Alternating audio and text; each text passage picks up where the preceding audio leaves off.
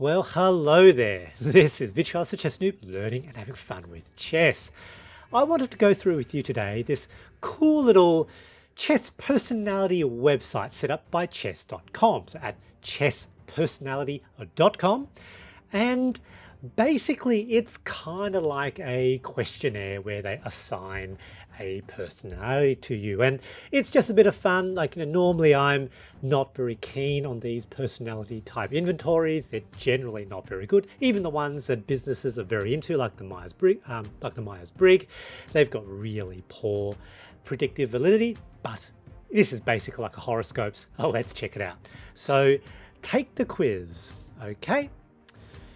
Okay, your opponent just played 2 King 2. So Boncloud, how do you feel?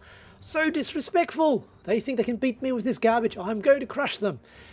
No, I probably don't feel that.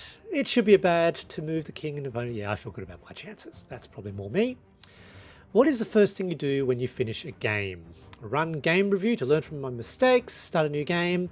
I have to admit, I will usually run game review to see, where did I go wrong? Where did I go well? That I usually do that. I don't play a lot of games though, usually only 1 or 2 a day. So that's what I would do. What would you play in this position? Okay, so it looks like queen captures, and there possibly could be something like a Greek gift sacrifice here. I could not resist to sacrifice the bishop on h7 with check. That's pretty much me. Would make a move to improve my position. I will basically go for the Greek gift sacrifice whenever it's available. If you could only play one puzzle rush mode for the rest of your life, which would you pick?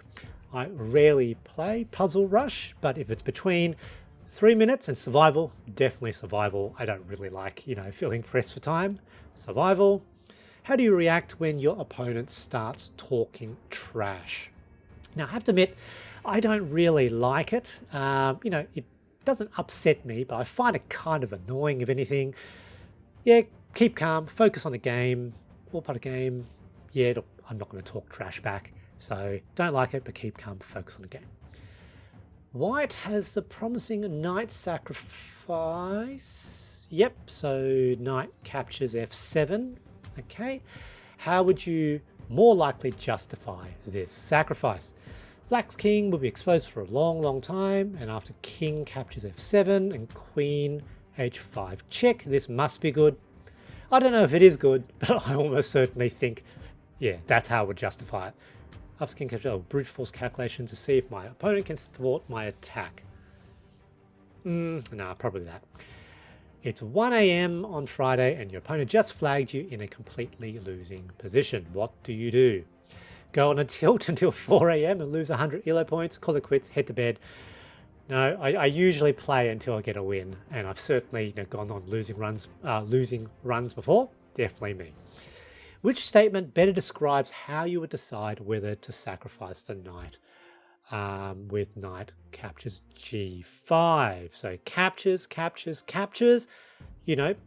Black loses the kingside pawns, opens it up. It's pretty bad for them. Try to calculate different variations and lines, see if the attack is sound.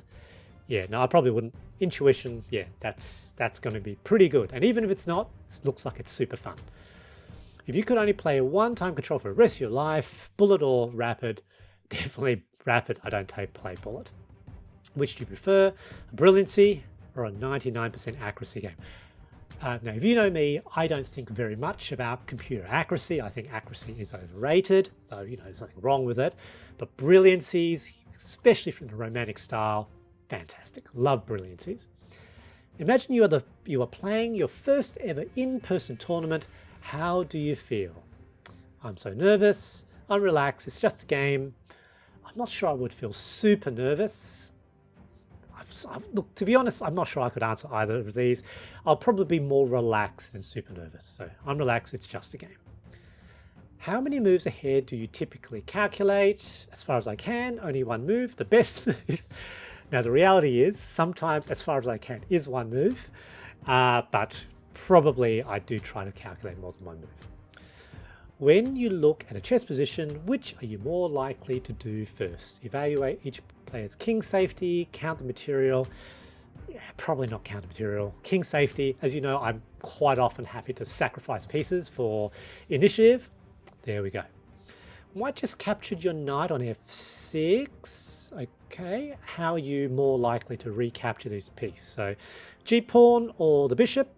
G-pawn doubles the pawn, so, you know, potentially pawn, you know, 2 away, you know, maybe get a big center.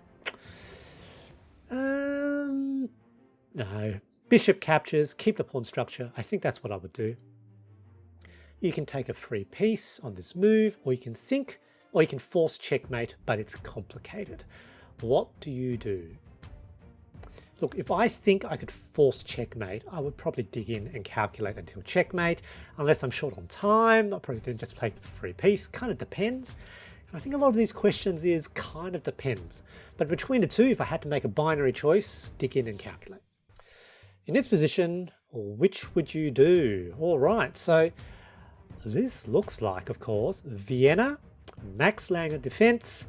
And here it looks like they played 2 knights response and then developed the bishop this way. Basically, this is a Vienna, it's a Berlin-Vienna hybrid.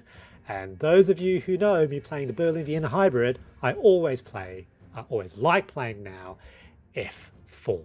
So definitely f4, definitely not the other knight. f4's the way to go, which more accurately describes your opening.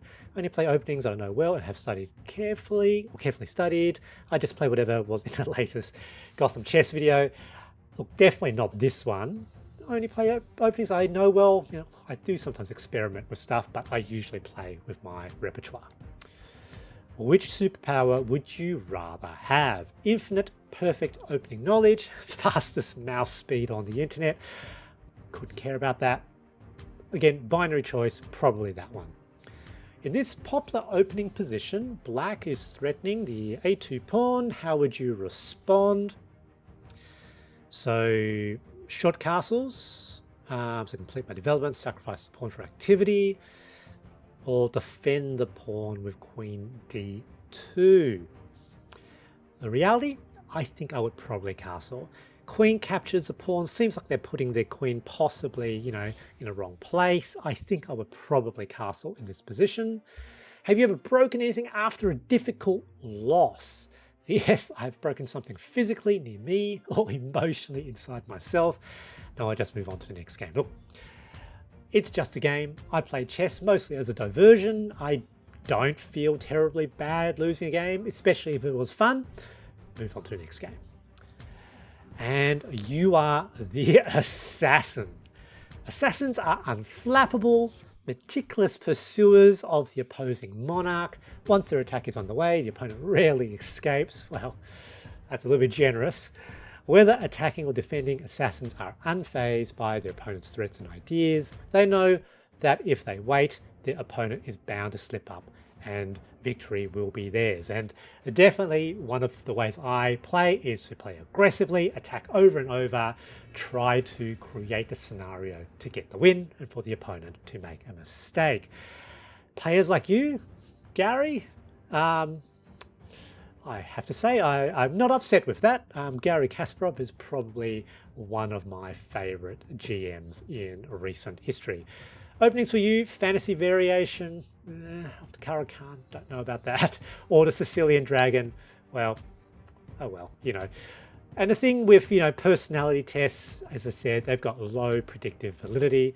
Look, this is pretty cool, pretty fun. I'm the assassin. What about you? If you go through this questionnaire, what did you get? How about you leave a comment and let me know what this personality test found and whether you thought it matched your playing style.